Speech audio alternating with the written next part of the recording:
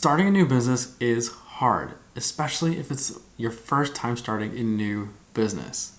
And if you've been looking through any introductory to entrepreneurship courses or any content around it, you've probably heard of this concept of MVPs, or minimum viable products. If you haven't heard this term, it's essentially what is like the smallest product or service that you can help prove that your business is solving a real problem.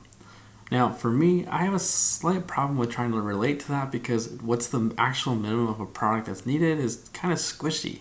So I'm going to take a slight tweak to MVPs and think of them as experiments. That's how my mind works in the scientific method with my little bit of a STEM background. So in this video, we're going to cover what startup experiments are. I think the best way I can do that is actually showing you real life examples. So let's go.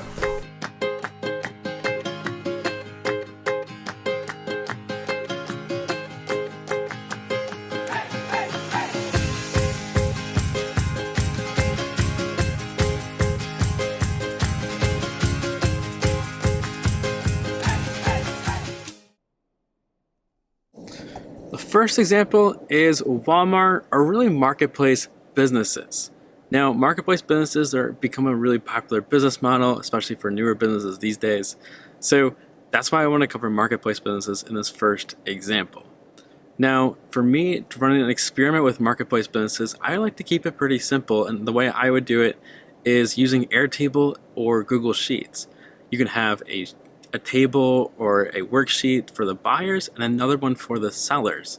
So they can submit their information, you can connect them if you'd like, and you can have forms for them to, add or remove items. You can do all of this through the no-code tools, probably even using a little bit of Zapier to, make it more complicated if you'd like.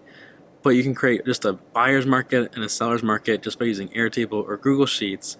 Now, you won't be able to have any transactions happening between Airtable or Google Sheets, but you can still find out whether or not you have a viable business because you can have feedback forms that are sent out to the buyers and sellers whether or not they've actually bought something or sold something.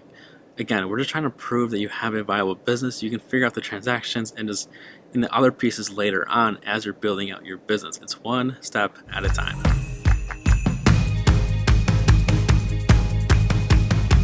I do feel a little obligated to use Dunkin' Donuts for my food example because Dunkin' Donuts are everywhere on the East Coast, and that's where I'm living right now. Now, for food businesses, there are some quirks to starting them because there are some legal regulations around them. So make sure you check into whatever your local regulations are for food before starting any of these experiments. So once you've passed all that, though, there are probably two main options to start experiments for a new food business. One is actually if you have a local farmers market in the area, go be a vendor with them or partner with someone who already is a vendor at a farmer's market. You can sell your goods and you have a really captive audience that's looking for new goods to try out. The second way is a little bit similar, but going to the different retailers, especially like small businesses or small coffee shops, and maybe there's area businesses or restaurants that might be a good fit for your type of goods. You can partner with them. In a lot of ways, they can act as a retailer for you. So try those different options out for just experiments. Again, you can have a full-blown restaurant or full-blown food truck at some point. We're just trying to prove that you have a real business, and in this case, a real food business.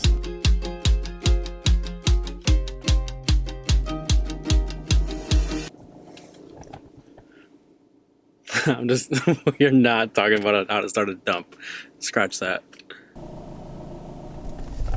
Now let's say you want to start your own local gym or really your own local business and you want to do a lot of group training. Now one experiment could be just hold local events that are free for people to sign up for. You can just market them through Eventbrite, through meetup.com, and they can be totally free to those that are participating.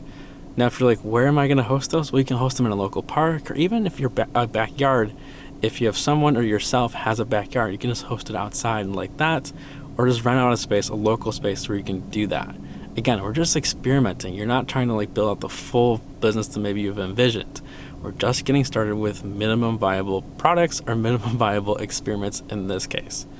Now, if you want to do more one-on-one trainings, you could go to their house, go to their home, still go outside if you'd like, and even use strategies like the $1.80 strategy to meet people through Instagram or LinkedIn, wherever it might be.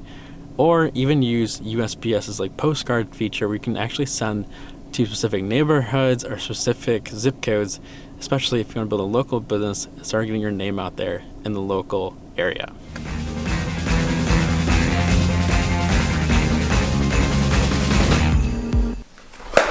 So those are just some examples of how you can approach starting a new business, like experiments. Now, those examples are by no means the end all be all. There are probably a million different experiments that you could run in those types of businesses, and that's where the art of entrepreneurship really comes into play. You get to craft your own experiments to test your own hypotheses or assumptions in a particular business or industry.